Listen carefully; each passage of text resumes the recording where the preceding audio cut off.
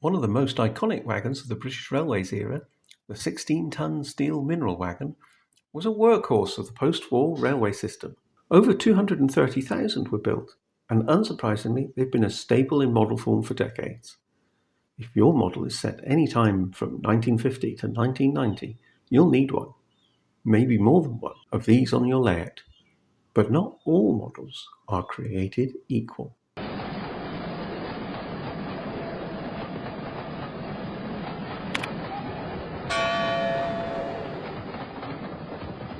Designed to carry coal and other heavy minerals, but often used for other products too, these wagons dominated freight trains from the 1950s well into the 1980s. And just like the real thing, the models have evolved, sometimes for better, sometimes not. By the start of World War II, Britain's railway wagons were a disaster waiting to happen. Patchwork of old, wooden, private owner coal wagons held together with hope and hasty repairs. When war broke out, the Ministry of War Transport took control, but with scarce materials and even fewer workers, things quickly went downhill. In 1944, a new solution rolled in, a tough, all-steel 16-ton mineral wagon, based on designs by Charles Roberts and Hurst Nelson.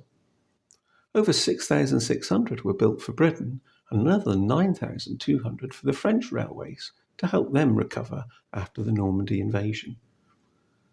After the war, these wagons helped move coal across a recovering UK, and later many of the French wagons were brought back to Britain.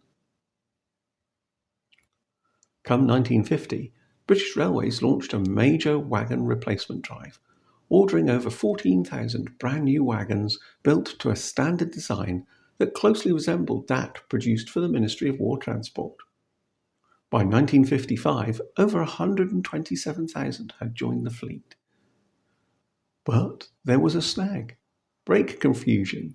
Some were fitted, most of them weren't, and records became a mess.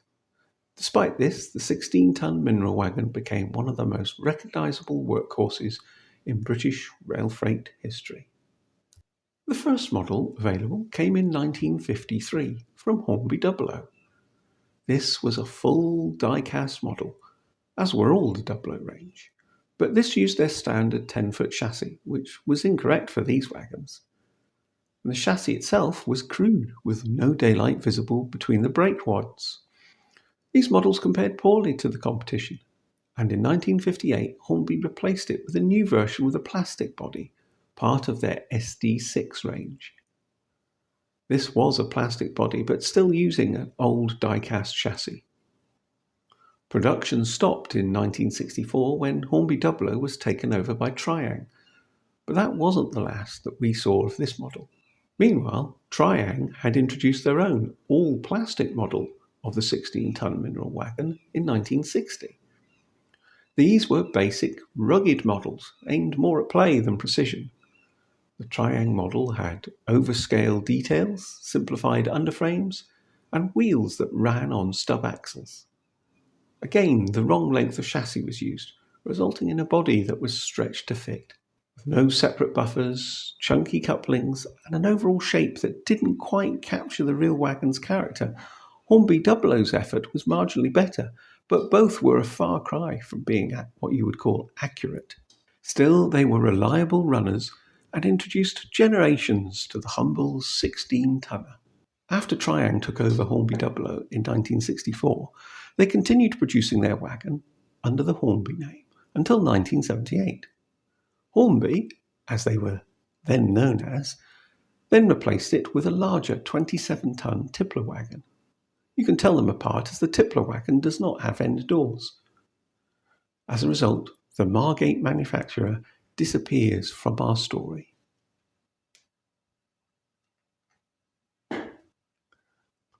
Palitoy was a division of the General Mills Corporation of America.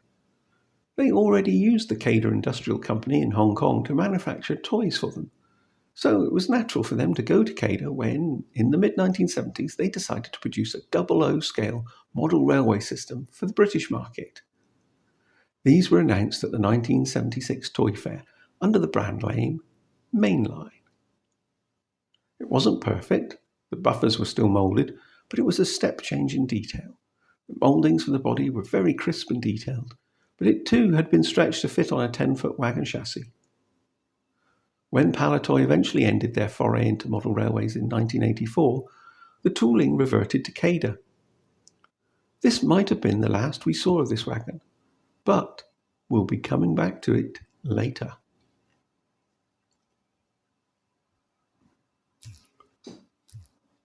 G&R Wren were taken over by Lyons Brothers, the owners of Triang Railways, in the early 1960s. And when Triang took over Hornby 00 in 1964, they allowed Wren to use some Hornby 00 tooling under their own name. However, the 16-ton mineral wagon was not one of them. And by 1971, Lyons Brothers themselves collapsed into insolvency. And George Wren brought back his company, along with the tools for a number of other products, including our favourite wagon here. They then started producing it in 1974, until their own demise in 1992. But once again, that was not the end of that model, as we shall see later. When Cada decided to launch their own range of British Outline models under the name Bachmann, they included the former mainline 16-ton steel mineral wagon that Cada had produced in the 1970s. This was welcomed by many as it was better than the earlier models, but its shortcomings remained, and we still waited for an accurate model. This changed in 1998 when Bachmann launched their own newly tooled 16-tonner that showed what modern tooling could achieve. Finer chassis details, more accurate body shape, NEM coupling pockets, metal wheels, and more importantly, an accurate 9-foot length wheelbase chassis.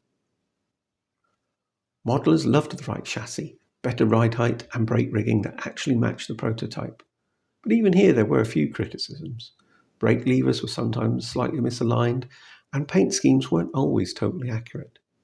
For those chasing total accuracy, Parkside offered a plastic kit range that could build a proper Diagram 1/108 wagon and more. These had separately applied detailed parts, accurate brake gear variations, but required a steady hand. The trade-off? Time. You had to build it yourself, paint it, decal it, but the results were often superior to ready-to-run options. Now produced under the Pico brand, these kits remain the gold standard for many serious modelers, but they required skill to make them and to paint them. In 1993, Dapol brought the tooling for the body of the 16-ton mineral wagon from G&R Wren and fitted it to their standard 10-foot chassis. So, this remains in production to this day. So if you're fancying a bit of nostalgia for the 1950s and 60s, you can go out and buy a brand new version of the old Hornby 00 wagon.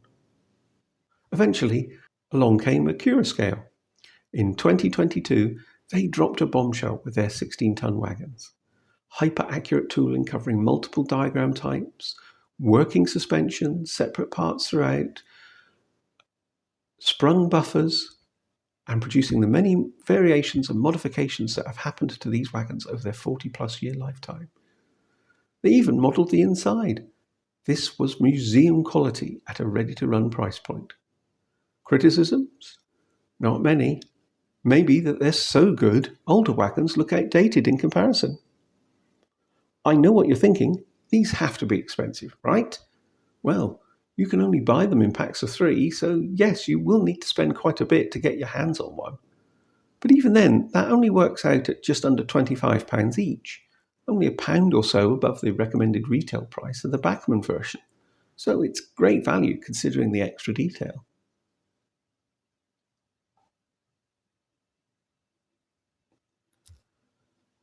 That's all the main types that have been made over the years.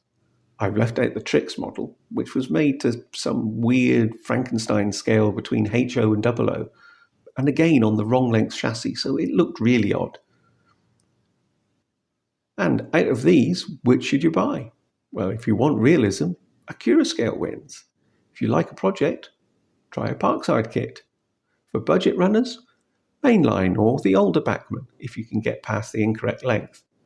But avoid the really old triang wagons, unless you're feeling nostalgic. Whatever your choice, there's a 16-ton mineral wagon out there to suit your layout, era and budget. And we've come a long way from those chunky old toys. If you have any views on what should have been included, let me know down in the comments. Don't forget to hit like and subscribe for more content. See you in the next one. Bye.